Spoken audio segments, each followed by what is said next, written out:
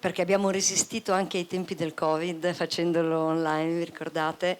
Africa Talk, il nostro format sui temi contemporanei dell'Africa in collaborazione con Fondazione Edu. Quest'anno, come vedete, attivismo e giovani in my name dà anche un po' il titolo al nostro claim Youth in Motion. Spesso ci ispiriamo al tema scelto da Africa Talk per dare proprio il claim al nostro festival. Passo subito la parola a Matteo Stefanelli, presidente di Fondazione Edu. Grazie Alessandra, grazie a tutte e tutti, scusate il ritardo anche da parte nostra.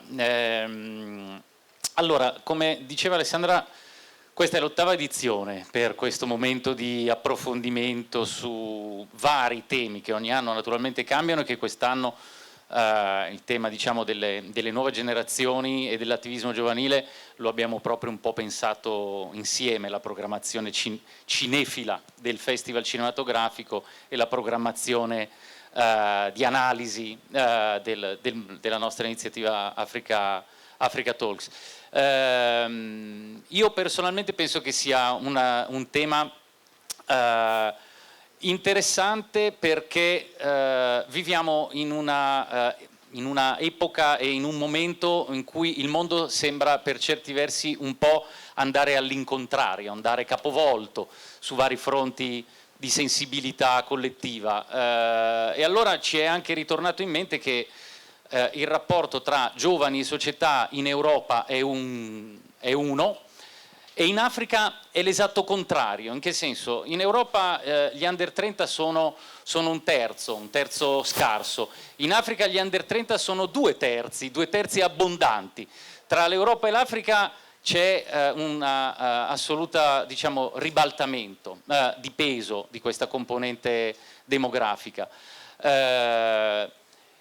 Eppure ovviamente i giovani in Africa e i giovani in Europa vivono anche condizioni e battaglie simili, pur nelle enormi differenze.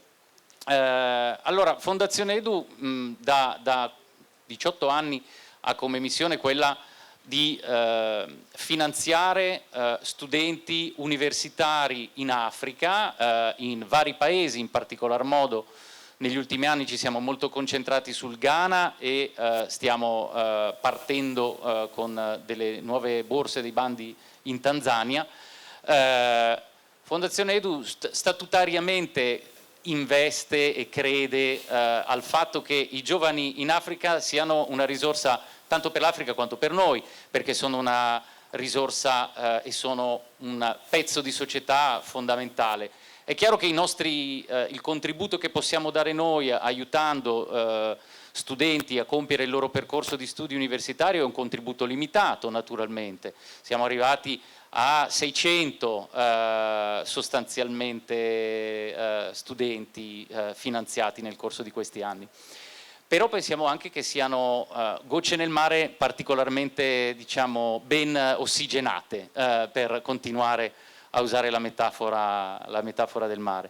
Quindi io sono particolarmente contento che quest'anno abbiamo occasione di confrontarci su alcune delle tante identità che riguardano la condizione giovanile e l'attivismo giovanile in Africa, che vadano dal rapporto con i temi dell'ecologia, con la sensibilità ecologica, a invece il rapporto tra militanza giovanile e arte, che, come dire, a volte in Occidente sembra un fronte che ci siamo un po' dimenticati. Lo faremo in compagnia di alcuni ospiti, alcuni qua presenti, altri collegati da remoto perché qualcuno non ha avuto, come purtroppo capita talvolta, la possibilità di vedere rinnovato in tempo il passaporto o il permesso di soggiorno. E in compagnia di Anna avremo, insomma, un'oretta e mezza di occasione per approfondire delle esperienze molto stimolanti. Grazie a tutti, grazie Alessandra. Beh, grazie Matteo. Prima di passare la parola ad Anna Pozzi, vi ricordo che si parlerà in inglese e in francese anche, e quindi chi avesse bisogno di traduzione ci sono le cuffie nel caso non ve le avessero date. Passo la parola alla giornalista e scrittrice Anna Pozzi che ci introdurrà i nostri ospiti. Grazie Anna. Grazie a voi, benvenute, benvenuti a tutti, grazie a Fondazione Edu e Centro Orientamento Educativo che anche quest'anno hanno voluto rinnovare questo appuntamento con Africa Talks, che è un appuntamento importante e speciale anche proprio per sentire le voci dall'Africa su un tema di cui non parla nessuno. Non vogliamo in nessun modo dimenticare le tante tragedie che stanno colpendo l'Africa, e ricordo due su tutte, quella del Sudan, che è la più grave crisi e la più dimenticata delle crisi al mondo, o la Repubblica Democratica del Congo, e tanti altri contesti di difficoltà di cui si parla già pochissimo, ma di chi ci sta dentro queste crisi, di chi sta dentro queste situazioni difficili, ma di chi sta dentro la società civile africana, non solo in termini di resistenza, ma proprio di attivismo, per cambiare le cose, per renderle migliori, per promuovere democrazia, diritti umani, libertà, per portare avanti le istanze appunto della giustizia sociale, della giustizia climatica, della promozione della donna, della promozione dei diritti delle persone LGBTQ+. Di questo non si parla mai, assolutamente mai, e quindi è veramente importante che questa sera possiamo farlo con i protagonisti, con chi ci mette la faccia, con chi lo fa in my name, nel suo nome. E questa sera ve li presento subito, gli ospiti che sono qui con me e quelli che sono collegati. Parto dalla mia destra, Andrea Spinelli Barrile, che è giornalista, cofondatore di Slow News e che è appena tornato dal Kenya, dove è andato proprio a lavorare su gli attivisti e l'impegno dell'attivismo soprattutto politico in Kenya e anche nei paesi limitrofi. Grazie di essere qui con noi questa sera. Al centro abbiamo Ruth Muganzi, militante per i diritti umani e queer activist in Uganda, che porta avanti la difficilissima battaglia, ancora molto d'avanguardia, pionieristica e anche molto a rischio, per i diritti delle persone LGBTQ+. Grazie Ruth di essere qui con noi. E qui accanto a me invece abbiamo Yorom Bai, regista, produttore senegalese, porta peraltro un suo cortometraggio al festival che si intitola Les Waxul, che potete vedere appunto durante il Fescal, e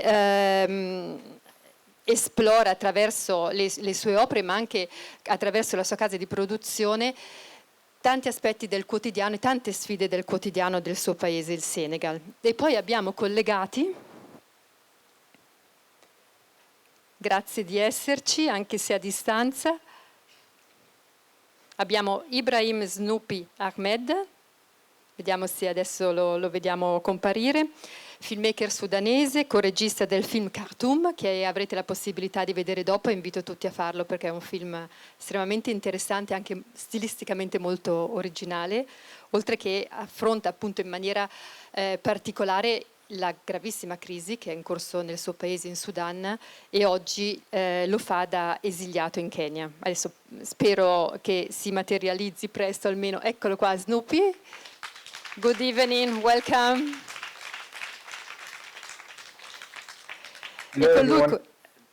Thank you very much for being with us.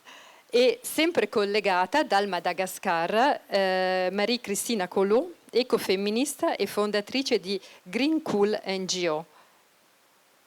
Good evening, Marie Cristina. I hope she's there. She was there.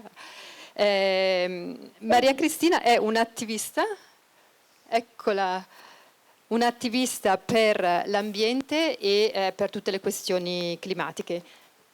Thank you, Maria Cristina, for being with us. Allora, sfortunatamente Ibrahim Snoopy non ha ottenuto il visto per venire. Sulla questione del visto non dirò nulla perché rischio di essere una moderatrice poco moderata, ma volevo dirlo. Lascerei subito la parola ad Andrea Spinelli Barrile, che ci aiuterà un po' ad avere qualche coordinata di una realtà che è una galassia in realtà estremamente vasta, estremamente variegata. Stiamo parlando di un continente di 54 paesi con grandi differenze al suo interno, e quindi anche i movimenti, le associazioni, gli attivisti, eccetera, vivono e conoscono difficoltà o sfide diverse. Quindi grazie se ci aiuti innanzitutto ad avere qualche coordinata, e poi entreremo nel merito specifico di alcune questioni.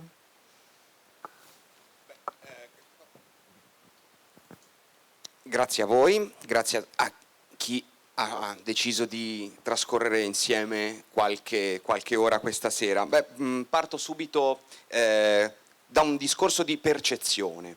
L'anno scorso, quando abbiamo noi giornalisti iniziato ad occuparci di proteste in Kenya, leggendo i media internazionali mi sono accorto che la prima cosa da fare era cercare un po' di entrare nel cuore della questione, perché veniva raccontata dai grandi media internazionali, da Al Jazeera ad esempio, che dipingeva l'inizio di queste proteste in Kenya mettendola in parallelo con la primavera araba del 2011. Contemporaneamente, se si andava invece magari a leggere altri media tipo il Guardian, quindi un media britannico, il parallelismo veniva fatto con il movimento Occupy di Wall Street. Per cui mi sono accorto che c'era una questione primaria da affrontare, ovvero sia pulire le fonti informative e cercare di arrivare al cuore del problema, perché quello della Gen Z, la generazione Z, è un tema che, come abbiamo detto, si pone su tutto il continente e su tutte le 54 nazioni. Ma contemporaneamente appunto non possiamo assimilarle tutte insieme ed è difficile mettere insieme le proteste dell'anno scorso in Kenya con le proteste che invece ci sono state in Nigeria sempre l'anno scorso, o nel 2020 con il movimento End SARS sempre in Nigeria. Per cui bisogna entrare un pochino più nello specifico per capire un po' questa Gen Z, che tipo di identità, chi sono. Allora, proviamo a ragionare per parole chiave. Io me ne sono segnate qualcuna. Gen Z. Gen Z, che cosa si intende? Sono i nati generalmente tra il 1995 e il 2005.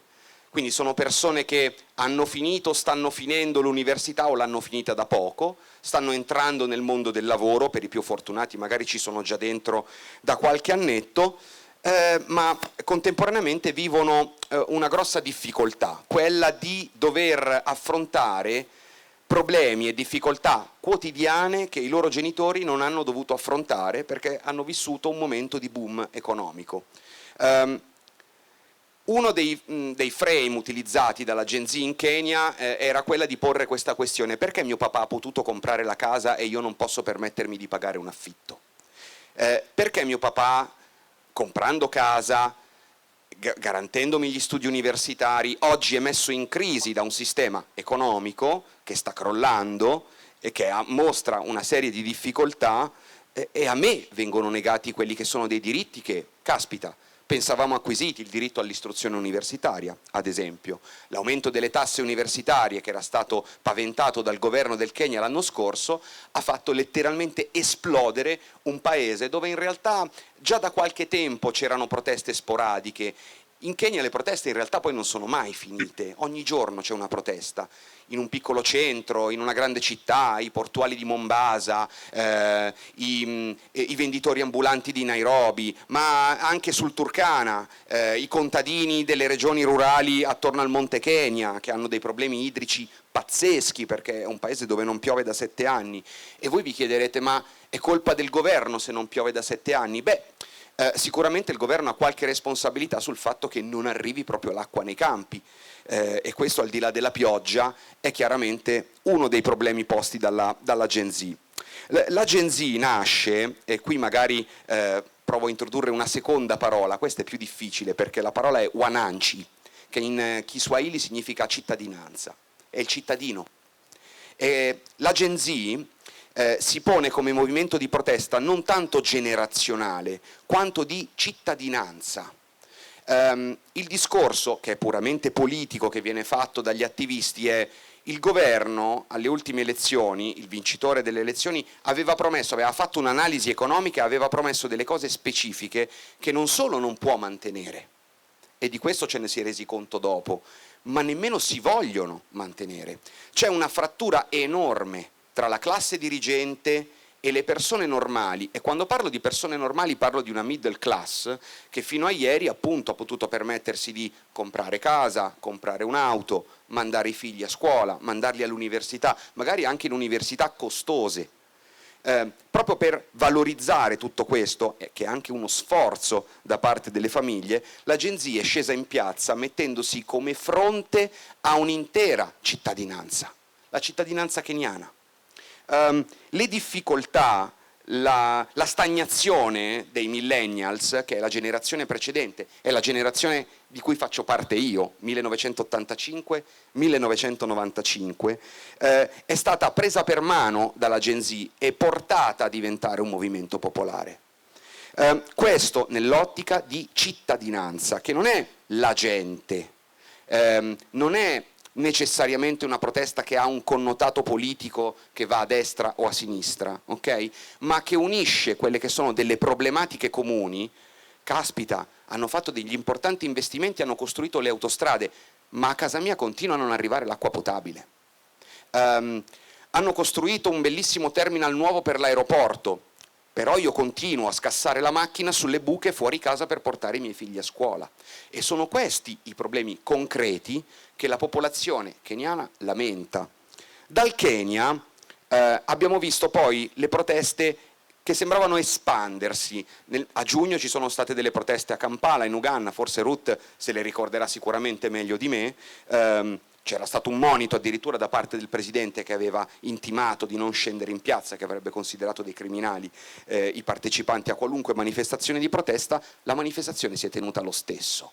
In Kenya ci sono stati in 3 mesi 65 morti. 360 persone sono sparite nel nulla. Ad oggi 25 persone non sono mai più tornate a casa e nessuno sa dove siano.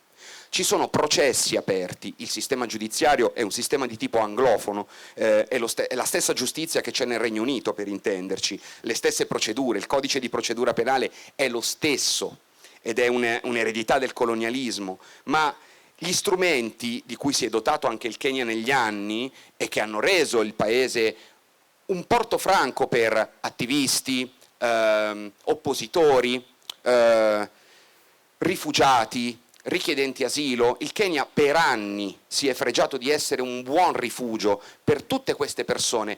Il testimone oculare del processo Regeni, che è in corso ancora al Cairo, vive a Nairobi, lo abbiamo visto intervistato da Report qualche settimana fa. Questa identità della città non è più la stessa. Oggi in Kenya si vive con la paura di sparire nel nulla e di non ricomparire mai più. E se si va a denunciare e a chiedere conto alla polizia e alla magistratura, nessuno sa dire tu che fine abbia fatto, perché veramente nessuno lo sa. C'è un sistema che era stato creato per combattere il terrorismo che viene oggi utilizzato dal governo e dalle forze di polizia per reprimere il dissenso, ma il dissenso non si ferma. Noi parliamo da un continente, l'Europa, dove l'età media è 44 anni.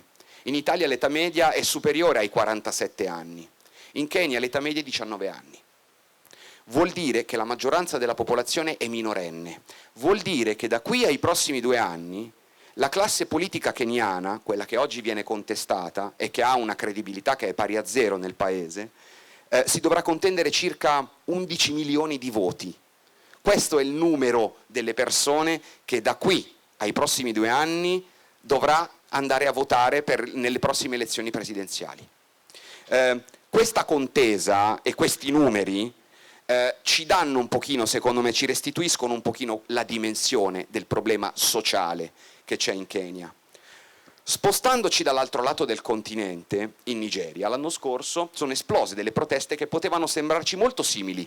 End bad governance era il claim utilizzato nelle manifestazioni. Sono durate giorni. Parliamo di una realtà economica che l'anno scorso era veramente sull'orlo del collasso. C'erano persone che facevano code 4 giorni per fare rifornimento del benzinaio e parliamo del primo estrattore di petrolio in Africa. Sempre in Nigeria sono in corso quotidianamente proteste in stati, la Nigeria è una federazione di stati, nello stato del delta del Niger, dove insistono attività estrattive petrolifere che sono figlie di un sistema economico che sta collassando su se stesso, vuoi anche per le richieste della Gen Z, che non sono più quella di avere garantiti dei diritti, ma di vederli applicati con leggi questi diritti, che è qualcosa di diverso. I diritti ce li possono garantire a parole, ma poi che cosa succede? Dov'è la mia istruzione? E per tornare a quel discorso della comunità, la Gen Z incarna in Kenya, in Nigeria, e questo forse è l'unico punto in comune che hanno queste proteste, un sogno individuale e collettivo di cittadinanza, che noi in Europa, forse anche per la nostra età anagrafica, facciamo molta fatica a comprendere. Ma questo senso di cittadinanza è estremamente forte negli attivisti. Molti di questi attivisti sono stati cooptati dalla grande politica. Uno dei più in vista, non voglio fare nomi perché insomma è brutto parlare di chi non c'è, però uno degli attivisti più in vista, parliamo di gente con 1,5 milioni di follower su TikTok, quindi diciamo con un certo seguito, è oggi il braccio destro dell'ex presidente del Kenya. Viaggiano in elicottero insieme, fanno delle grandissime campagne per promuovere la buona governance e la buona politica. In Kenya mi è stato fatto un esempio. Nel 2015 in Europa, ce lo ricordiamo molto bene, ci sentivamo un po' tutti Charlie. Dopo l'attentato drammatico contro la redazione di Charlie Hebdo. E ci siamo sentiti per un attimo, per un po', tutti quanti Charlie. Abbiamo manifestato la nostra solidarietà e il nostro senso di collettività contro quell'orrore che ci ha scioccato letteralmente, vedere la gente con le armi in mano per il centro di Parigi entrare in una redazione di un giornale, anche se satirico, è stato uno shock per noi europei. Je suis Charlie è un pochino oggi quello che è il senso della Gen Z. Se vogliamo avvicinarlo un pochino a noi, cerchiamo di ricordare come ci sentivamo Charlie e cerchiamo quindi anche di dare un'identità e una dignità a queste nuove generazioni che non chiedono nient'altro che vedere applicate tutta una serie di promesse che sono state fatte negli ultimi 10-15 anni e che sono state puntualmente disapplicate da una classe politica estremamente pigra, anche estremamente corrotta, e le parole vanno utilizzate per quello che sono. In Kenya mi hanno insegnato una canzone che in realtà è un gospel, che nasce dallo schiavismo e poi è stato riportato in Africa come uno dei grandi elementi di unione che ha unito, un grande ponte sull'Atlantico. Volevo provare a darvi qualche suggestione canora, più o meno così. This is light of mine, I'm gonna let it shine. This is light of mine, I'm gonna let it shine. This is light of mine, I'm gonna let it shine, let it shine, let it shine, let it shine. La Gen Z cantava questo mentre venivano dispersi con i gas lacrimogeni dalla polizia nel centro di Nairobi. Questa è la mia luce e io voglio farla risplendere. Ed era una canzone cantata tutti insieme durante le più dure repressioni della polizia degli ultimi 15 anni della storia del Kenya. Un paese che pensavamo essere un faro nell'Africa orientale e che invece oggi vede un futuro parecchio oscuro davanti a sé. Grazie mille. Grazie Andrea anche per l'intonazione, complimenti. Ma no, grazie soprattutto per averci ricordato quanto sia ancora difficile e pericoloso manifestare e portare avanti istanze appunto di libertà e di democrazia in molti contesti africani e di come la repressione continua ad avvenire in maniera a volte molto violenta, con metodi brutali, con appunto la violenza, gli arresti, pestaggi, sparizioni. ma sempre di più anche attraverso la disinformazione, la diffusione di fake news, la propaganda, la manipolazione dell'informazione, l'utilizzo che assolutamente ha cambiato anche il modo di fare attivismo in Africa, l'utilizzo dei social media ha reso per certi versi più facile poter comunicare, potersi riunire, poter diffondere un messaggio, ma di contro i governi e i poteri forti utilizzano questi stessi strumenti anche per reprimere, appunto diffondere controinformazione. Ma la repressione paradossalmente si fa anche attraverso le leggi. E qui chiamo in causa Ruth Muganzi, perché lei sta portando avanti una delle battaglie più difficili che oggi si portano avanti in Africa, che è quella per i diritti delle persone LGBTQ in un paese come l'Uganda, che è uno dei 38 paesi africani dove le relazioni tra persone dello stesso sesso sono illegali e dove difendere appunto questi diritti è molto pericoloso. Ruth dà voce a queste persone, nello stesso tempo ne protegge anche l'identità, perché loro stessi sono a rischio, anche lei, e come vice direttore di Kuchu Times cerca anche di garantire che queste voci siano ascoltate. Ma spesso questi attivisti sono imbavagliati, specialmente dal maggio del 2023, quando è entrata in vigore una nuova legge. Ce n'era già una e questa legge è ancora più severa e anche disumana, che prevede delle pene durissime sino alla pena di morte. E questo ha costretto anche molte persone LGBTQ e anche molti attivisti all'esilio o alla clandestinità. Ruth, raccontaci un po' di questa tua battaglia, che è veramente una battaglia d'avanguardia.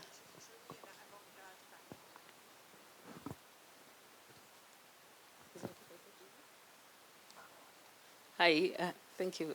My name is Ruth Muganzi. I am a team lead at Kuchu Times Media Group.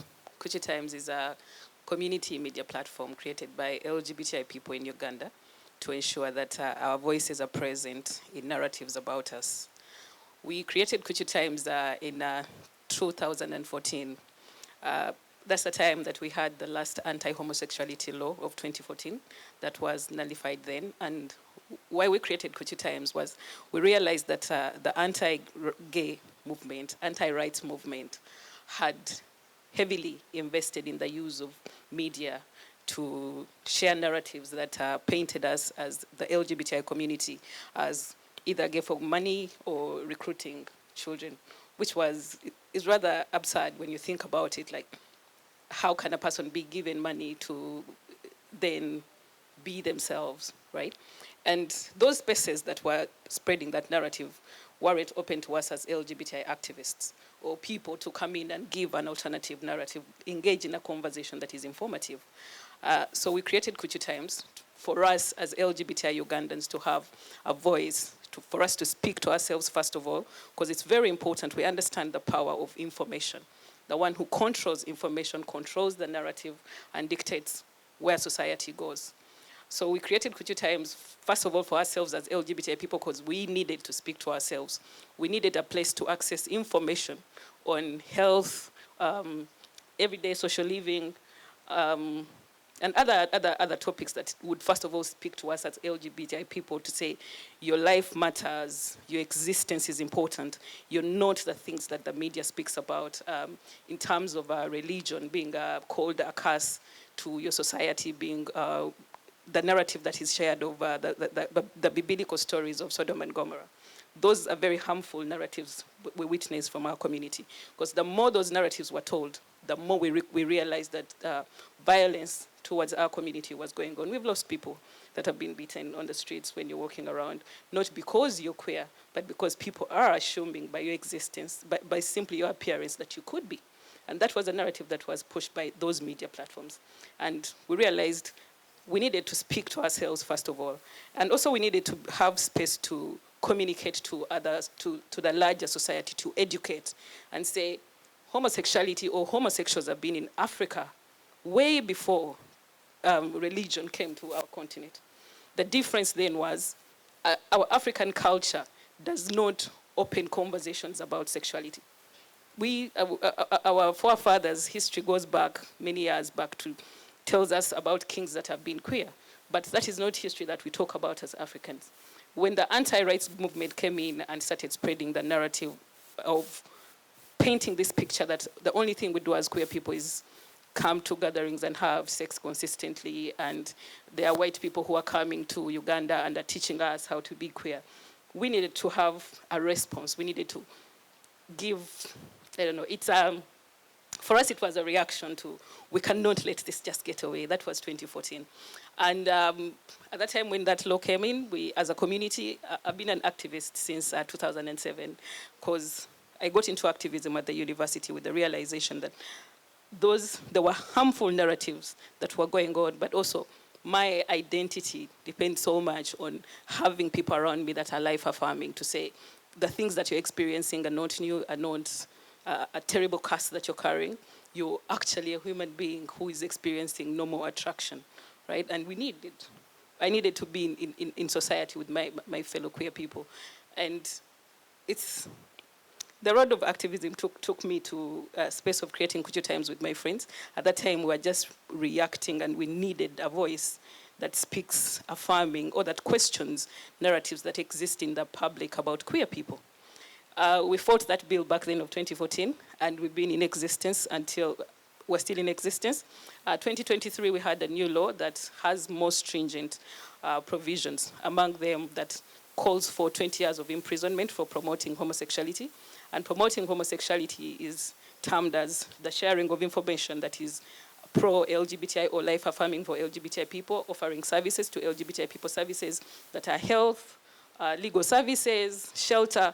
Those are things that are very necessary for human beings to live a full life. And the new law says we cannot offer those services. We cannot speak up on our lived realities as people to say, I am a queer woman who experiences another layer of discrimination or oppression simply because of my sexuality. But as a Ugandan woman, I already have challenges that I face as a Ugandan woman living in Uganda. You cannot take away my voice to say I cannot speak about my queerness, yet it is my experience. You cannot call that promotion of homosexuality and threaten me with 20 years of imprisonment. We understand that threat of you cannot talk about the LGBTI issue as being consistently a political issue. As Andre shared, that we've had, last year we had protests that were a spillover from Kenya. And you realize in the news that when the conversation came to Uganda about youth responding to the issue of widespread corruption, our systems of power, the parliament, because the Speaker of Parliament was the main topic on the rising issues of corruption in our country, her response was, those people who are organizing those protests are homosexuals. So the issue of that law being in place is, we've over time understood it as, our government is not interested in our queerness or the sexual engagements of people, but it's using those laws to stop people from having conversations, to stop society from having deeper conversations about the difficulties that we face. And as Kuchu Times, we understand that our personal stories, our personal voices are important tools of change. We cannot at any one point be carved to that threat of you put me in prison for 20 years for speaking up. It's my God-given right, my human right for me to use my story to speak about my experiences because they are mine, and to engage in public conversations that move us forward as society. So Kuchu Times is simply a space for us to engage deeper in conversations as LGBTI people, but not in isolation, right? We talk about social issues. We try to have that linkage with other people, with other social movements, for us to say, in a circumstance like what happened with the protest, when the president came up and said you cannot engage in the protest, and the parliament was saying those are homosexuals engaging, making it a political situation that if you engage if you protest the corruption in this country, we shall arrest you. And among the provisions that we have under the homosexuality law is aggravated homosexuality, which there's no proof for it. You cannot prove that I've had homosexual relations. But we can't put you in prison for 20 years. We can't arrest you for lifetime imprisonment by saying you are a homosexual for engaging in political conversations, right? As Kuchu Times, as queer Ugandans, we've over time understood what the question of gender sexuality is about. The political system has turned our lived experiences into a political token that keeps being pushed back between the West and our government. Every time our president falls out of line with the West will come up and say, you are anti-LGBTI. And he will pass a law that he puts in place to cover every other thing going on in the background. But that engagement, that political engagement, leaves us as LGBTI people victims to those ongoing conversations. So we create spaces like Kuchu Times for us to be able to stand against those systems of oppression that misinform citizens and also misinform the global world in what happens, and allow us to have our voices. I won't say that it's not scary to be in that space, but I also understand that I have a responsibility to myself to ensure that systems of oppression like the anti-homosexuality law do not go unchallenged. If we decide to keep quiet and say there's a law in place that forbids us speaking out, then what happens to us? What happens to those social issues that the government is trying to cover with the question of homosexuality? They go unresponded to, and when we disappear, that means that these larger societies, the women, I'll speak from my experience, that Ugandan women who every day die from the lack of access to medical care, the terrible roads when you're going to a hospital, the violence, everyday violence that is meted out on women because you are a woman and you come as a second-class citizen.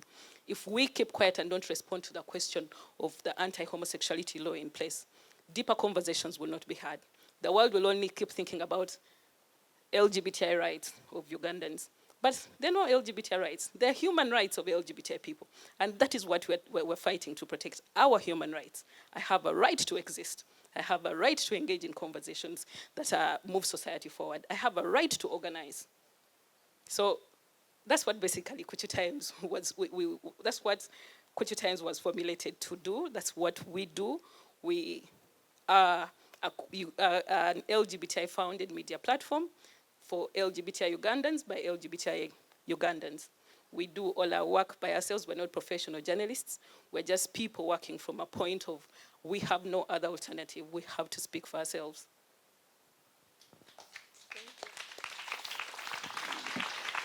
Thank you very much, Ruth. You are not professional journalists, but you are citizen journalists, which is very, very important. And vorrei riprendere dopo con Andrea anche i temi dell'alternative narrative e della disinformazione, perché credo che siano delle istanze anche importantissime per noi qui e anche per connetterci a questi movimenti e a queste battaglie, superando un po' le frontiere anche continentali. È interessante e anche inquietante, no, vedere le implicazioni che ha questa legge in termini appunto di non solo rispetto alle persone LGBTQ+, che prende di mira direttamente, ma anche rispetto alla libertà di espressione, all'utilizzo strumentale magari per appunto opprimere oppositori politici o altro.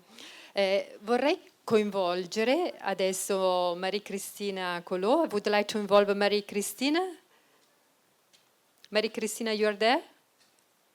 Yes, I'm here. Okay. Can you hear me? I will introduce you and then I'll give you the floor. Okay? Great. Ok, thank you very much.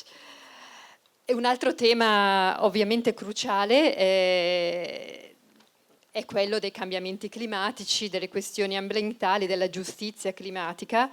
Un tema, abbiamo voluto intitolare, diciamo, lo speech di Maria Cristina Collot, Il futuro è adesso. Nel senso che continuiamo con grande miopia a guardare questi temi come se fossero dei temi, delle sfide per il futuro, ma in realtà sono delle sfide con cui ci confrontiamo ormai da decenni. Andrea citava la questione del Turkana, ma è uno dei tanti esempi dove sono stata anch'io lo scorso anno e mi dicevano i bambini non sanno che cos'è la pioggia, perché non l'hanno mai vista. È una delle tante situazioni in cui siccità o eventi climatici estremi o l'erosione delle coste, appunto i cambiamenti climatici, hanno già avuto un impatto devastante sulla vita di milioni di persone e hanno provocato anche lo spostamento di milioni di persone. Molte migrazioni oggi sono legate non solo alle crisi, alle guerre, eccetera, ma anche ai cambiamenti climatici che magari sono anche all'origine di crisi e guerre e di spostamento di persone. Quindi è davvero una sfida urgentissima. E Maria Cristina Colò, la presento un po' meglio, è un'ecofemminista, imprenditrice sociale del Madagascar, fondatrice, come vi dicevo prima, di Green Cool NGO, con la quale conduce molte iniziative ecologiche e fa un lavoro importantissimo che assomiglia anche per tanti versi a quello di cui ci parlava Ruth, costruisce comunità. E lo fa nelle aree urbane, nelle aree rurali, e lo fa soprattutto con le donne vulnerabili e spesso anche vittime di violenza. È coordinatrice della Coalizione Nazionale sulle questioni di genere e la giustizia climatica e tra le fondatrici di AICA, che è un'alleanza di giovani che mobilita oltre 5.000 membri in Madagascar. È stata tra le prime delegate dei giovani malgaci a partecipare alla COP21, siamo ormai alla COP30, il prossimo novembre a Belém in Amazzonia. Nel 2022 ha ricevuto il Leadership Impact Award dal Dipartimento di Stato americano. Thank you very much, Maria Cristina, for being with us, and I give you the floor. Thank you. So you said I do it in English. It seems that I heard that it was possible to do it in French. So which one do you prefer, English or French? English is better, thank you. English, please. Okay. So good evening, everyone. It's a pleasure to be with you today and to share some thoughts, some concern, and more about my commitment here in Madagascar. But first of all, let me share you a little bit about the context of my country, because most of the time when I talk about my country, Madagascar, people think about Madagascar, the movie, the animation, and they think that we have lion, a zebra, etc. And they only think of us as a country very rich in biodiversity, and that is true. 80% of our biodiversity is endemic. It only exists in Madagascar. We have a lot of Italian tourists in Madagascar. We even have direct flight from Italy, from Milan to Madagascar. And especially to my hometown, Nusibe, which is an archipelago in the north. What people do not know or know less about my country is that it's the fact that it's among the top most vulnerable countries regarding climate change consequences. We are the second most affected countries in Africa and the fifth most affected country and vulnerable in the world. This means that for us, climate change is not a concept, it's an emergency that we are facing every day. We are among the most the poorest country in the world in terms of GDP, but every year, because of cyclones, because of more intense cyclones, because of more floods, because of drought, thousands of people are losing their house, their incomes, the health centers are destroyed, the schools are destroyed and need to be built year by year once again. So my environmental and climate activism in Madagascar is for me started for me at a very young age, and for me it was just an answer to a necessity. It is deeply rooted in ecofeminism and social justice, because today I work at the intersection of climate action, gender equity, and youth empowerment through organizations that I co-found and that were shared earlier, such as Green and Cool, Women Break the Silence, Egg Youth Alliance. I focus on localizing climate justice by amplifying the voice of the most affected, That means women, young people, and marginalized communities. Why young people? Because in my country, 70% of the population is under 35 years old. 62% is under 25 years old. So we are a very young population, but unfortunately, in a country where ageism is still very present, it's a society where the young do not have the opportunity to be on the decision making space. Young people are still considered as a tool for many politicians. So that's the sad part. The most affected are also the women, and I can start by saying that there is no climate justice without gender justice, because uh, because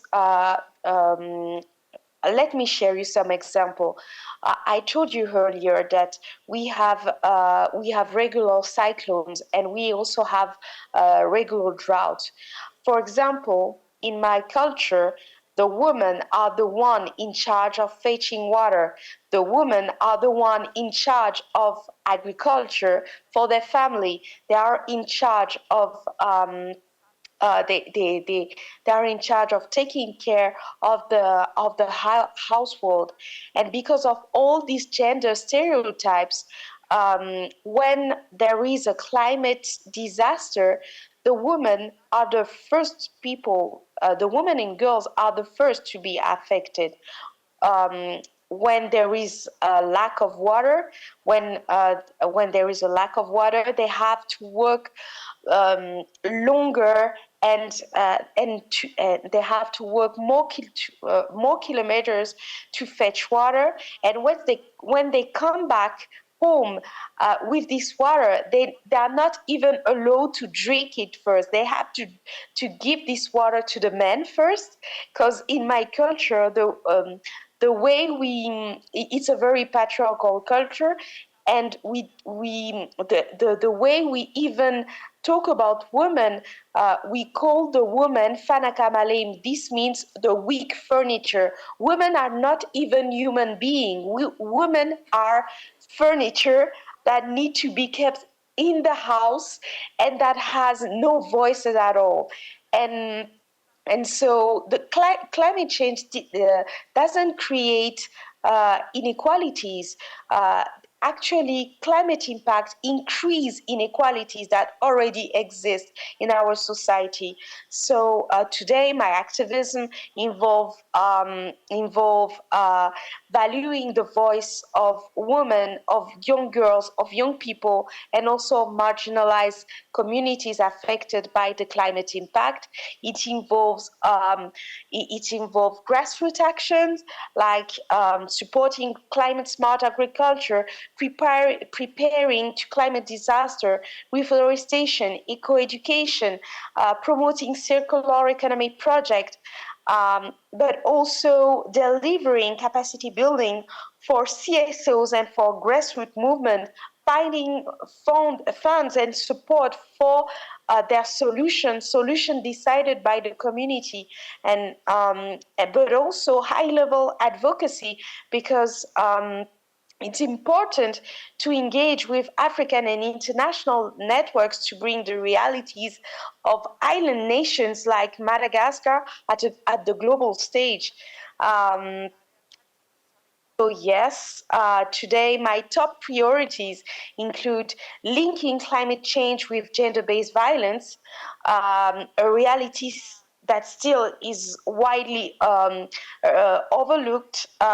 In Madagascar, climate crisis exacerbates food insecurity. And for example, in the situation of famine, the women are 4 times more affected than men because of, once again, gender stereotypes. They are the one who cook, but then they will sacrifice themselves and they will give the food to the men first and their children. And that's the reason why women are the first victims of malnutrition during climate disaster.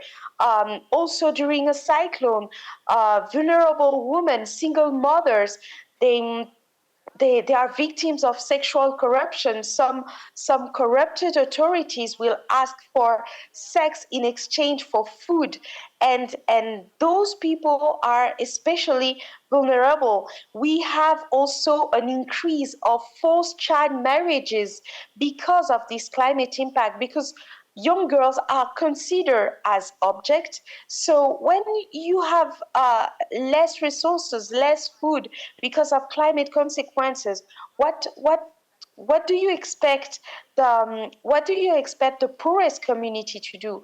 Of course, some of them think that it's more convenient to drop out the girls from schools and to marry them earlier. So, and some families even think that this is a way to protect the young girls when they marry them at a very young age.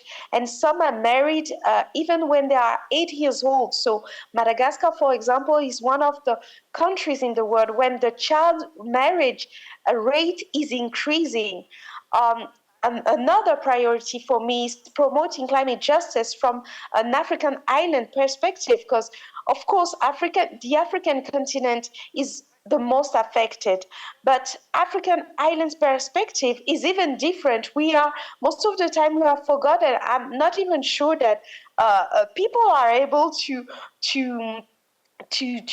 list all the African islands. Have you heard about what is happening in Madagascar, in Comoros, in Seychelles, in Mauritius, in Sao Tome, in Cabo Verde? All these countries are affected differently by climate issues, differently compared to the continent. They are isolated, and they have less opportunities and less solution there. That the way I'm valuing this African island perspective is through international negotiation, where I initiated 2 years ago a group of feminist organization that is sharing the African island perspective during climate negotiation. And this is important for us to also be heard. Another priority is to empower local youth and women as change makers. Of course, they are the first victim, and we are the first victim, but we are not just victims. We are not waiting for saviors. We are building solutions from the ground up.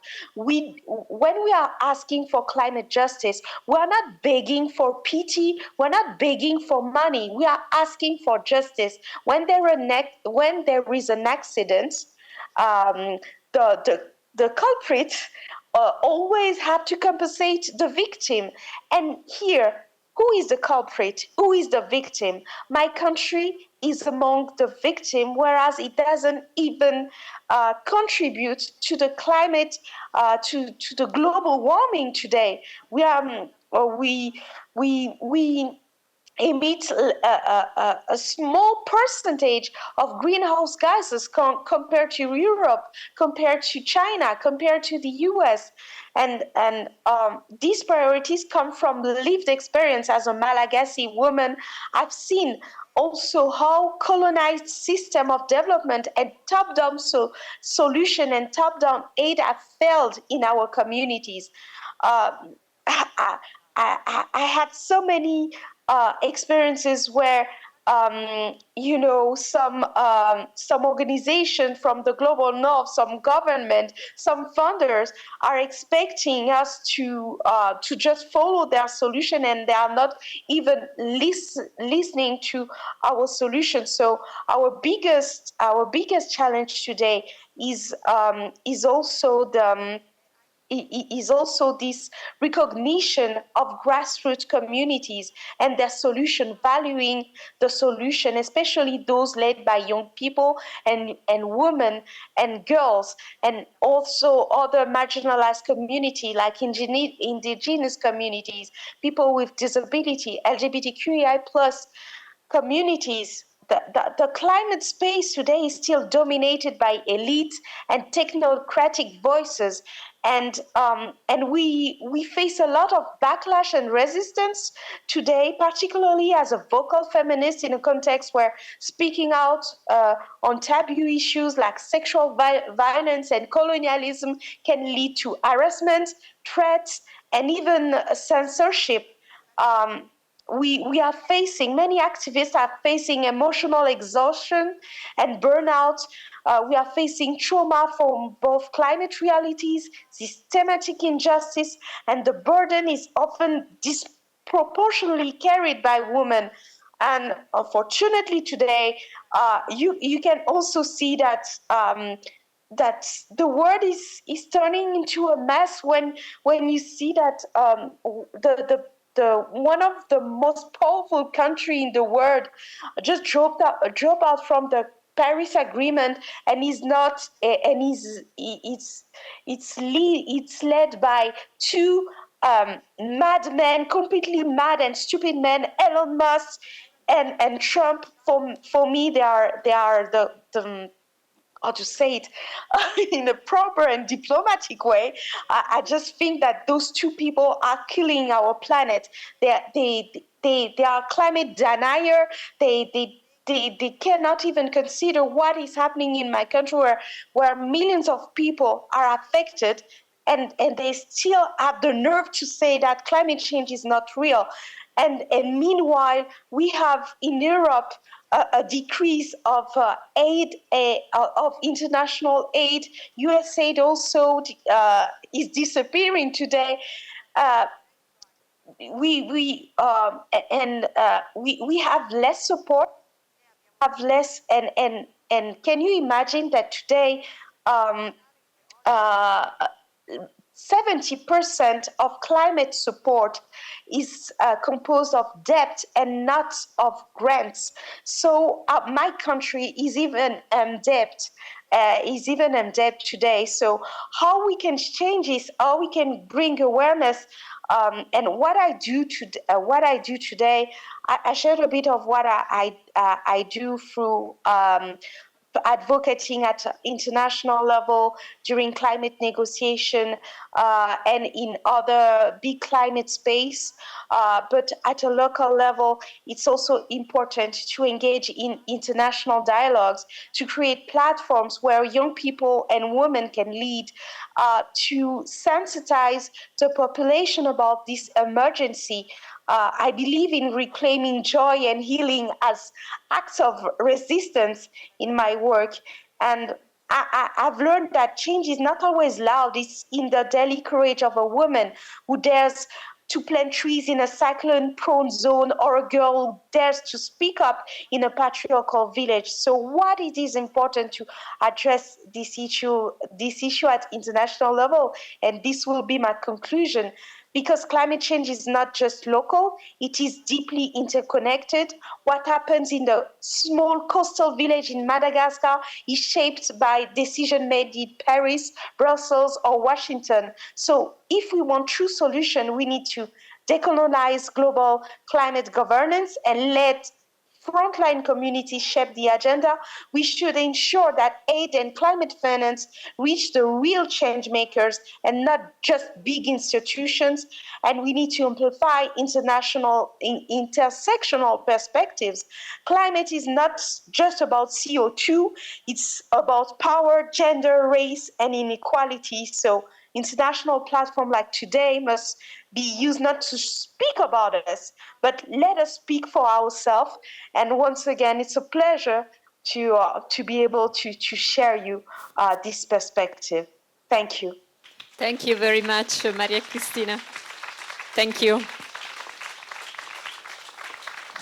Io ero stata più diplomatica, avevo parlato di miopia, lei giustamente ha parlato di negazione, mi sembra anche più corretto, così come mi sembra importante sottolineare un altro aspetto. Lei diceva, siamo vittime, ma non siamo solo vittime, non vogliamo pietà, ma vogliamo giustizia, che mi sembra anche appunto un concetto molto forte da ribadire questa sera. E adesso siamo dentro un festival del cinema e quindi passiamo la parola anche a due cineasti. Uno è qui con me, Yoron Baye, but I would like to involve also Ibrahim Snoopy, you're there? Ibrahim, can Can you hear me? Okay. Yes, sure. I will introduce you and then I'll give you the floor. Okay. Ve lo dicevo prima, purtroppo non è potuto essere qui con noi in presenza. Ibrahim Snoopy Hamed è un regista sudanese, è nato a Beirut, ha vissuto in Sudan e attualmente esule in Kenya. E ha realizzato una vasta gamma di lavori, dai documentari ai lungometraggi alle pubblicità, eccetera, in cui spesso ha affrontato i temi dell'identità, della resilienza, della giustizia sociale e sempre ha cercato di amplificare le voci delle comunità emarginate e di chi, come moltissimi giovani sudanesi, avevano dato vita a una rivoluzione che è stata totalmente tradita e vediamo oggi quali sono i risultati. Ha scelto nuovamente il suo ultimo film che ha diretto insieme a un'equipe di altri co-registi che si intitola Cartoon e che vi invito tutti a vedere dopo questa tavola rotonda. È stato premiato con il Berlinale Peace Award quest'anno, il mese scorso, ed è un esempio ulteriore di narrazione che mette in discussione prospettive scontate e apre il dialogo.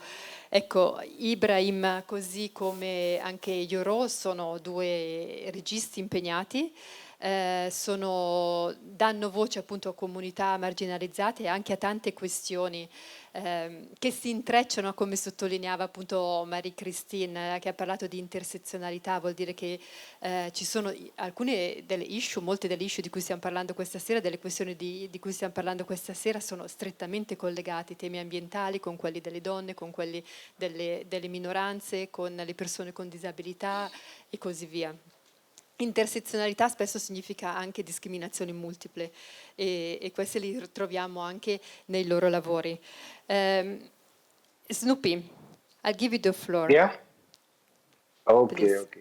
Thank you for giving me this opportunity to speak about Sudan and in general a little bit about the African cinema. As you may or may not know, since 2018, Sudan has been going through a lot of turbulences, political issues, starting with protests, a massacre that happened in April of 2019, and then another coup, and now to a full-scale war. Throughout these times, a high number of documentaries was made and to reflect what's happening on the ground because you use real life character, people who were living, the film and what was happening on the streets of Sudan. I've participated in a lot of documentaries in 2018, 2019. And some of you may not know, there was a huge sitting in Sudan. And that's where the president that was there for 30 years, called Omar Bashir, he was ousted by the revolution. And all these moments were documented through a series of documentaries, whether it's short or feature. And that reflected those moments. So we kind of used these documentaries to in an activistic way, and this new wave of artivism, using our films and videos and different mediums to advocate about what was happening in Sudan during those times. And most recently, there were a lot of documentaries also after the revolution, to name a few: Khartoum Offside, talking about trees, Madania, Sudan Remember Us. All these films, whether it's in a direct or indirect way, it speaks about the ongoing situation in Sudan, in a political, sometimes in a political way, sometimes in a poetic way, but with different ways. And most recent film that we did, called Cartoon, produced by Giovani and Talal Afifi, it also reflects the life of 5 different characters and the act of the resistance and how they were living in these times, in the last few months in Sudan, right before war, and all the way to them being evacuated and had to leave Sudan because the situation was very dire, especially the the areas they were living in, because life over there was very difficult to live and the conditions weren't really ideal. Getting harassed every day by the RSF, the militia that was, occupying the places, and all these atrocities that they were doing. So we made this film, and at the beginning, the film was the poetic story of what was happening in Sudan. But then when war broke out, we had to include that part because this was the new reality and something that not everyone in Khartoum before. We experienced some minor things compared to war, such as coup or a revolution in 2018, but to experience a full-scale war that was new to a lot of people. One of Some of our protagonists already experienced war in the past. They had to be displaced from the western region of Sudan to the capital city of Khartoum, seeking a better living because of what was happening over there. But yet again, they experienced the same thing once again. Um, so all these documentaries reflect, what was happening in Sudan, and until this moment, new documentaries also are getting out there to not necessarily like just reflect about what's happening in Sudan, but also sending out a message or a clear call to action. Our part also through the film, because we somehow were able to get out of Sudan. And I think that we're a little bit privileged of being in safer places, but that also made us have a new kind of a mission, is to reflect what was happening in Sudan until now. A lot of people over there are unfortunate; they don't have their voices because simply because there's no internet or no means of voicing out what's happening. So it was on us to tell the world what's happening, and then all these world leaders or stakeholders can see what's happening on the ground, because there wasn't enough media, local media. So the cinema was the only tool to um, take the audience or these stakeholders to what's happening on the ground, because our stories in the film was very personal, and the characters were you know telling us what they went through, even though you don't see it on screen. But the way that they describe those moments, those life-threatening moments, you can imagine what was going through their mind when they were in Khartoum. And also along with the film, because now this is a new kind of responsibility towards Sudan and towards our country. We also had an impact campaign to meet all these delegates and stakeholders to discuss with them and seek out a plan on how to make these 12 million displaced people's lives better and to improve it. And also after the cutting of US aid, also a lot of people were severely affected by that decision. So also it's on us to reflect the impact of that decision on the ground.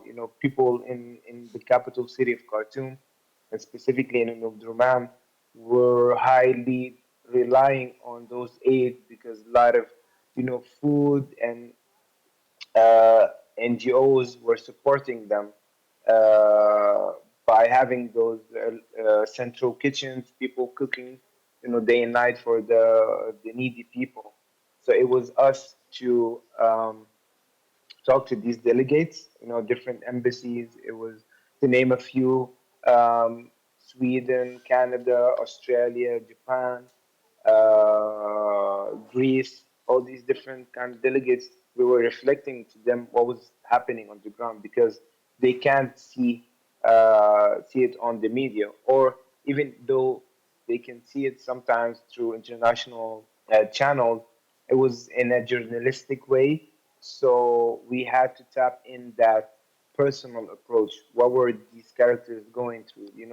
We had five different characters, the two kids, um, the civil servant, the tea lady, and a medic that was helping people during the protest to get them to the hospital. So all these different perspectives can um, give you a little bit about what's happening in Sudan, the context, not necessarily a full picture, but at least the majority of what was happening in Sudan through different perspective.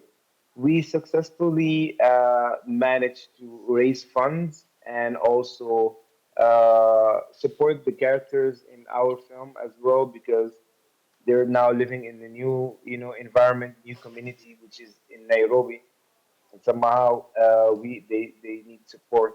So we helped with that, but also we highlighted the 12 million displaced people, whether it's internally and externally. And some of my personal work also evolved around what's happening in Sudan through whether it's music videos or short documentaries or um, art galleries, all these different approaches just to highlight on what's happening in Sudan. It's not necessarily your job to always include what's happening, in your country, but it would be, an additional thing to talk about your own people, because this is the community that you come from. And if they're suffering, that means you're suffering, even though if it's not physical, but it's mentally exhausting to always think about, you're in exile and all these people back home are suffering, no food, no nothing, and you're here, living a good life. It would be somehow, I think, selfish to not keep them in mind. That's why it's kind of a responsibility to always, with all these spaces that you're in, to keep that conversation alive. And we learn also a lot about a lot from the Palestinians, the Congolese people, all these different countries that are going through the same things that we're going through. We're always trying to learn of new ways of advocating um, towards Sudan. Films is in general are, to me, is the best way, because unintentionally you somehow educate people about what's happening in Sudan, but not in a more in an informative way, but rather in a smooth, kind of seamless way that they can understand and absorb all these information of what's happening in your country and community.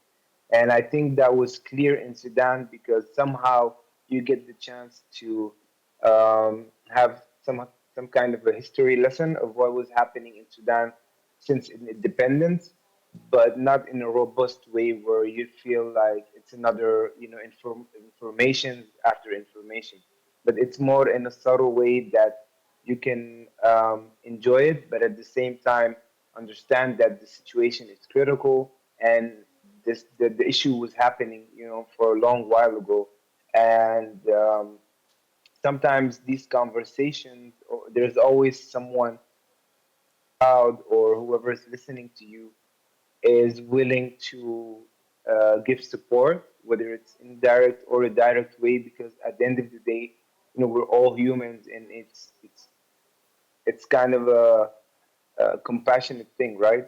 At the end of the day, no one would want, to see another human being suffer from world leaders' decisions, and like, the Madagascar lady said, because of Elon Musk and Trump, their decisions are affecting millions of people, even if they're not in the same continent, way distant in another continent. Some people are suffering from their decisions of climate change or so and so.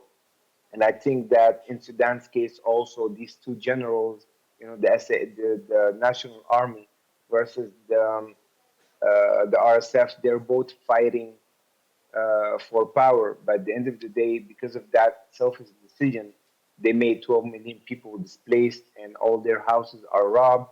And the capital city of Khartoum would never be the same again. All these, buildings destroyed, everyone's house and furniture, um, stolen. And this is like total selfishness, but we are the ones who pay the price. But also, we as filmmakers, we have the tools, the power, and the knowledge and the network to reflect what's happening over there and help change this new reality and try to solve things and then let people go back home in a peaceful way, in a way that they were living before war.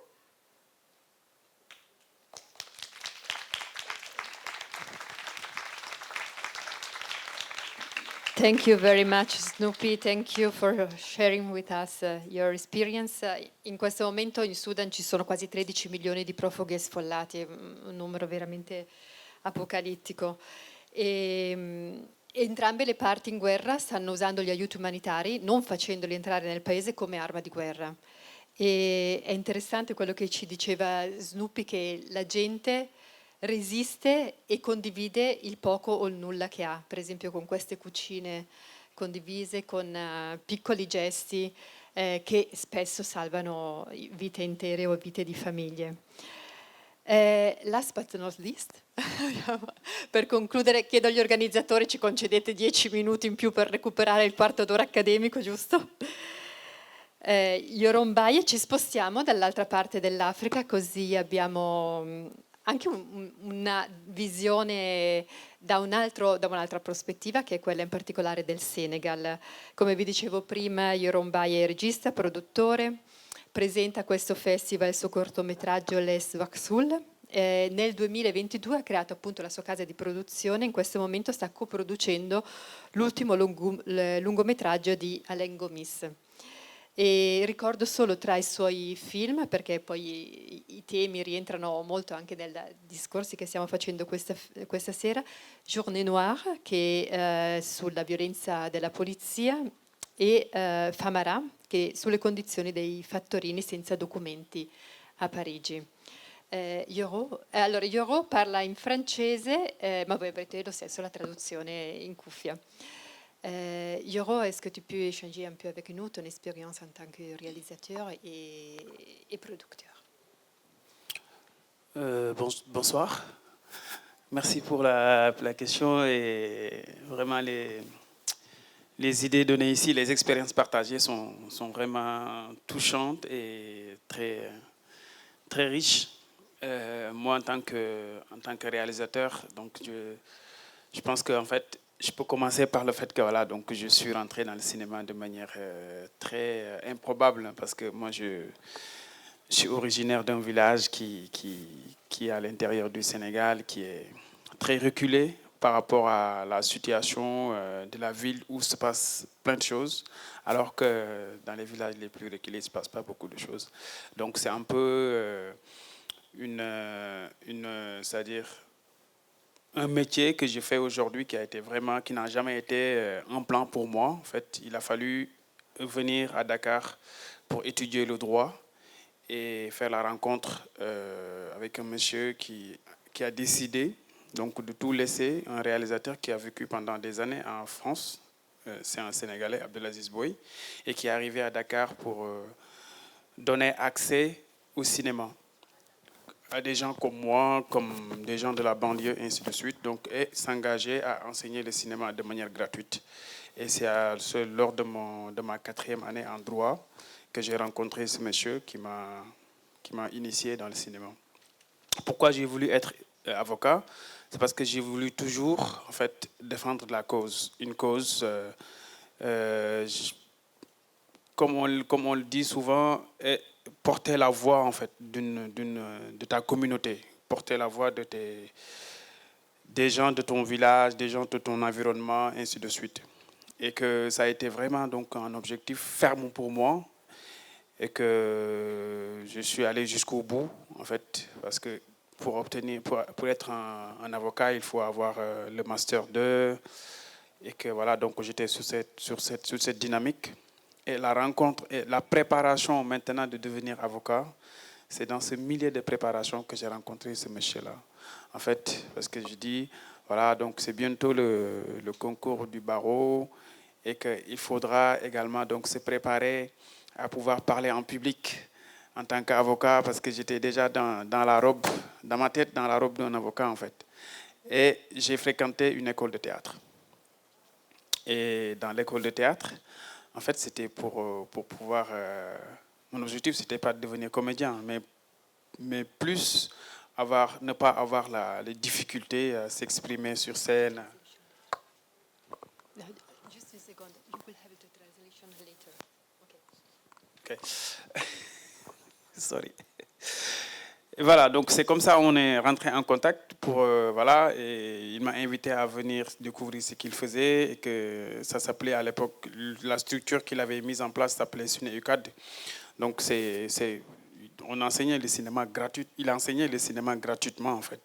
Et moi je suis arrivé dès le premier jour, ça me disait rien du tout. Et en fait, au fur et à mesure il m'invitait, ça a commencé à m'intéresser petit à petit. Et quand ça commençait vraiment à m'intéresser, le fait de faire uniquement 2 heures par semaine, ça ne me suffisait plus. C'est ainsi que je lui ai demandé, mais comment je peux faire pour faire plus de cinéma dans ma vie après les études, nanana. Après, il m'a dit, j'ai une autre structure qui s'appelle Ciné Banlieue. Donc, c'est une école, mais pas payante du tout, qui s'est basée en banlieue dakaroise, où tu peux venir et faire du cinéma quand tu veux, où tu veux et comme tu veux. Et comment tu choisis les sujets de tes films? Exactement. J'ai envie, en fait,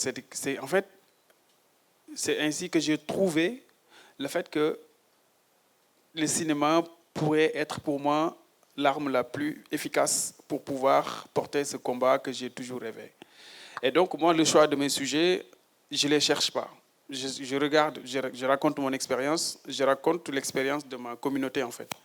Par exemple, mon tout premier film, ça parlait en fait d'une expérience de la privatisation des plages à Dakar. En fait, c'est-à-dire que ce qui m'a poussé à vouloir choisir ce sujet, c'est que chaque année, pendant les vacances scolaires, il y a beaucoup de fils de gens pauvres qui meurent au niveau des plages interdites à la baignade, parce que c'est des plages très dangereuses. Mais ils n'ont pas le choix parce que les bonnes plages ont été privatisées et que c'est que les gens aisés qui ont accès dans ces plages-là. Et donc, du coup, on a essayé de faire ce genre un film, voilà. Et après, voilà, donc, quel que soit le sujet que je choisis à travers mes films, que ce soit Famara, qui est un film d'un jeune livreur sans papier à Paris, que ce soit Journée Noire qui raconte l'histoire des violences policières et les conditions de vie des étudiants en milieu universitaire. Ce film-là, ce dernier film, je l'ai écrit au moment où j'étais étudiant. Et que j'ai rencontré, je finissais, bien sûr, mais en fait, j'ai fait que raconter ce qui s'est passé. Et que je voyais aussi qu'il y a tellement d'étudiants qui ont été abattus par la police, il n'y a jamais eu de justice. On n'a jamais eu un procès où on va dire, où on a cherché un coupable. Et ça, pour moi, je le trouvais très regrettable et c'est une injustice pour moi, en fait. Parce que quelle que soit la situation, les étudiants, ils réclamaient quelque chose qui leur est dû, c'est-à-dire la bourse. Parce que dès que tu remplis les conditions, moi, j'ai été victime de rester pendant 9 mois sans bourse alors qu'on vient du village, on n'a pas de tuteur à Dakar et que tu es obligé à un moment donné même vivre de manière indigne parce qu'en fait, c'est la seule source de revenus que tu peux avoir.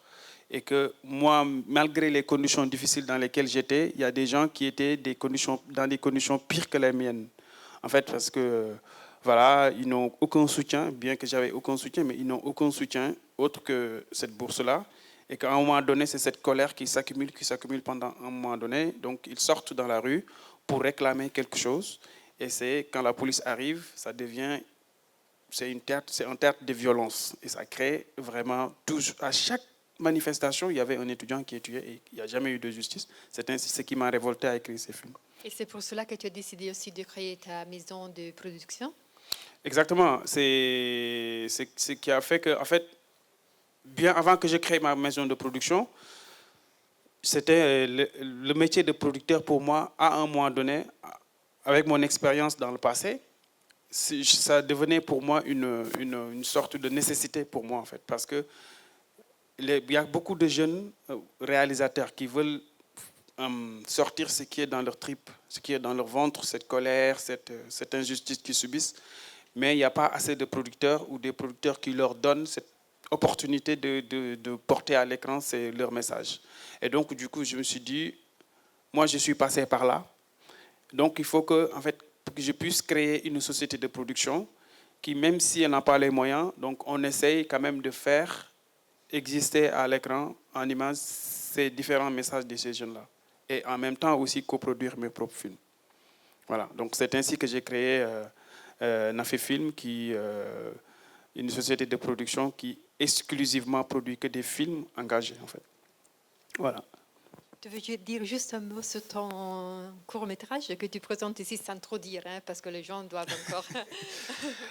Ouais, ben, c'est comme j'ai dit, le choix sur les sujets, en fait. C'est un sujet qui est en rapport particulier avec mon histoire, avec, en tant qu'enfant du village, en tant qu'enfant qui n'a pas eu accès à une certaine... à un service minimum, comment on peut dire, à un privilège minimum, c'est-à-dire d'avoir accès au pain frais qu'on mange à notre faim, et que donc c'est qui fait que voilà, donc ça constitue un critère d'inégalité sociale au Sénégal, et c'est une réalité en fait qui m'a poussé à choisir ce sujet, à le traiter d'une manière où j'essaye d'une manière un peu subtile à soulever des problématiques politiques, parce che c'est à l'origine de ça qu'on se retrouve dans cette situation. Quindi siete tutti invitati a vederlo, ovviamente.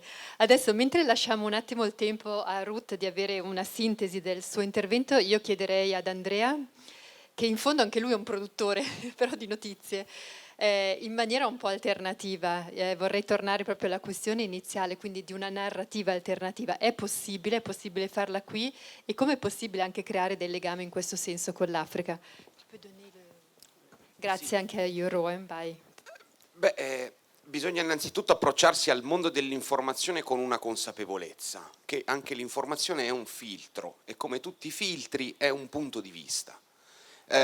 Io posso scrivere nella maniera più asciutta, cruda e asettica possibile, cercando di eliminare il più possibile ogni tipo di aggettivo e ogni tipo di bias anche culturale, cercando di analizzare nel profondo la mia scrittura per essere il più sopra le parti possibile, ma sarà comunque il mio punto di vista su qualche cosa.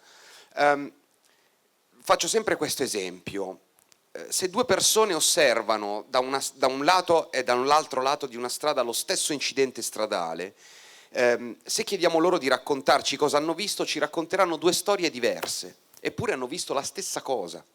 E anche l'informazione è questo. Quindi la domanda da lettori che possiamo cominciare a farci è: chi ci sta raccontando questa storia? E già questo è un liberarsi dai rischi della propaganda che è dappertutto, tornando per esempio al racconto delle proteste della Gen Z dell'anno scorso in Kenya, anche le agenzie cinesi, anche la Xinhua si è occupata di coprire le proteste della Gen Z. E noi potremmo stupirci, caspita, l'agenzia di Stato cinese che si occupa di proteste di piazza in un paese dove tra l'altro la Cina ha degli interessi particolarmente elevati. Sì, ma quello lì sarà il punto di vista cinese, come abbiamo avuto il punto di vista britannico, per esempio leggendo la Reuters. L'importante è quindi sempre tenere alta l'attenzione su chi ci sta raccontando questa storia e perché ci sta raccontando questa storia. Quello che noi possiamo fare da lettori è innanzitutto aumentare la nostra consapevolezza rendendoci conto che esistono anche i giornali africani.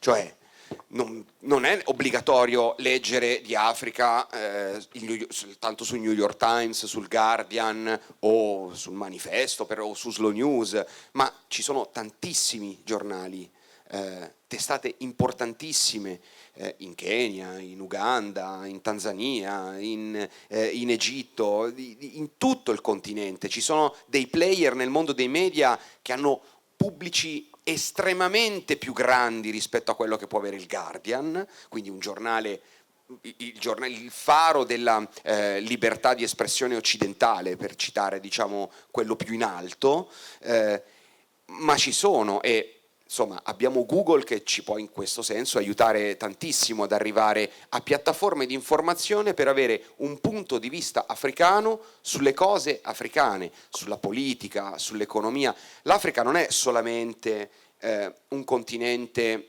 di 54/55, ci sono anche delle questioni su questo. No, però no, dobbiamo chiudere adesso, Andrea. Non è quindi diciamo un continente unicamente dove c'è sofferenza, bambini che soffrono e si muore di fame, conflitti e guerre, ma è tantissimo altro. Io ho scoperto in Kenya 10 anni fa che era possibile pagare tramite telefono.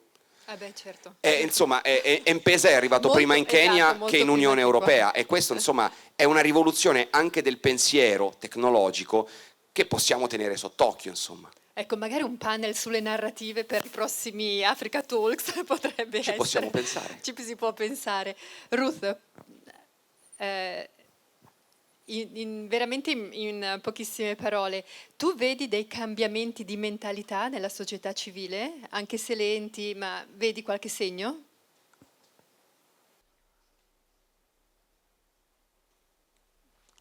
Do I see signs of change? I think yes. After 10 years of the work that we do as Kuchi Times, we realize that we've learned that the local society, local people in Uganda are not homophobic. The influence of information is what creates an environment of homophobia. And once people understand who is affected by that law, and I think I'll take it back that one of the ways that Kuchi Times works is ensuring that we show people who LGBT people are. We show our faces, we speak about our lived experiences. That creates room to connect with each other on that personal level. And then people come to understand that I'm not the things that you've been taught to fear. That information opens space for us to engage further, and it turns away people from these negative narratives that they've been fed. The more information, the more clear information or humanized stories people have about LGBT people in Uganda, the more space opens up and people turn away from this anti-gay rhetoric. I think we've also seen in the responses when we had the protests that Andrea was talking about earlier. General community's response was LGBT people are not the cause of the poor roads that we have, the bad education system. This is not a topic of importance for us at this point.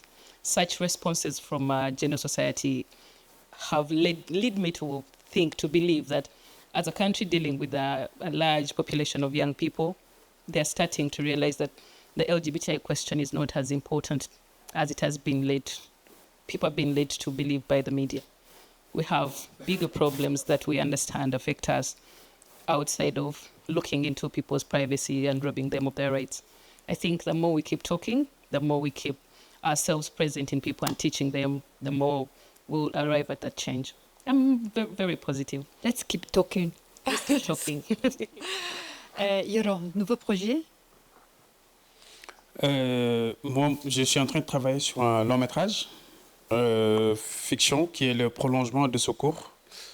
Voilà. Et je suis en train de développer également d'autres projets de long métrage avec d'autres réalisateurs en tant que producteur. Donc on va le voir prochainement en fiscale. Inch'Allah. Inshallah.